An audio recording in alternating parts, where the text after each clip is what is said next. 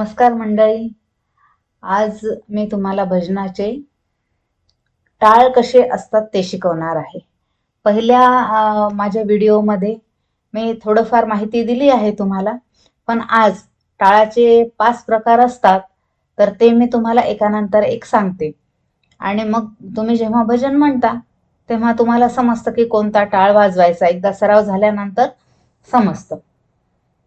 तर आता टाळ म्हणजे कसं की पहिल्यांदा दत्त संप्रदायाची जास्त गाणी असतात, मागे पण मी म्हटलेलं आहे तुम्हाला, आणि सोपं आहे.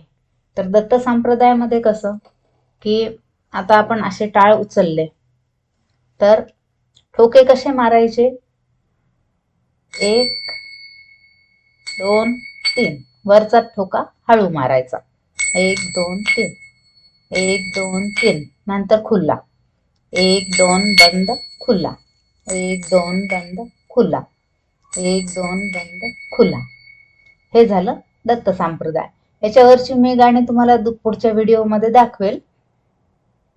आता दुसरा प्रकार हा आहे केरवा. केरवा म्हणजे 1 बंद खुला, बंद खुला, बंद खुला, हा झाला केरवा. त्यानंतर आपण खूप गाण्यामध्ये राग वगैरे असतात, पण जे क्लासिकल लोक असतात त्यांना ते खूप जास्त हे होतं. आपण साधेपणानंच हे करूयात, खूप क्लासिकल मध्ये नको शिरायला. की भजन कसं की साधेपणाने म्हणायचं, आणि क्लासिकल मध्ये म्हटलं तर खूप मग डीप मध्ये जावं लागतं आपल्याला. म्हणून मी तुम्हाला साधं साधं सांगते. धुमाळी. धुमाळी कशी, याचे गाणे शांत असतात, जसे रामाचे गाणे, किंवा धुमाळीचे एकदम जे स्लो गाणे असतात, शांत गाणे, ते धुमाळी असतात.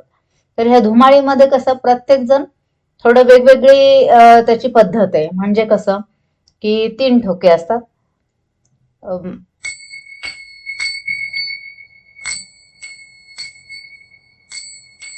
हा एक प्रकार असतो.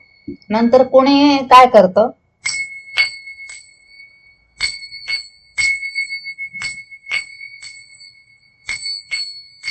असं, किंवा धुमाळीमध्ये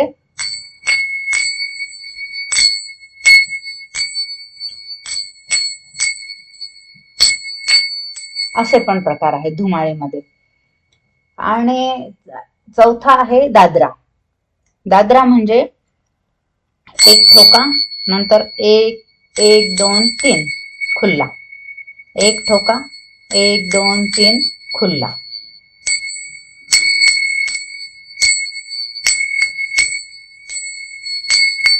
असे. त्यानंतर आहे दिडकी. दिडकी म्हणजे 1.5 ठोका द्यायचा, पण दुसऱ्याचा आवाज थोडा कमी आला पाहिजे. म्हणजे 1 ठोका नुसता टेकवायचा तिथे, हा ठोका टेकवायचा, हा ठोका टेकवायचा, ठोका टेकवायचा. अशा प्रकारे 5 प्रकार याचे टाळांचे आहेत.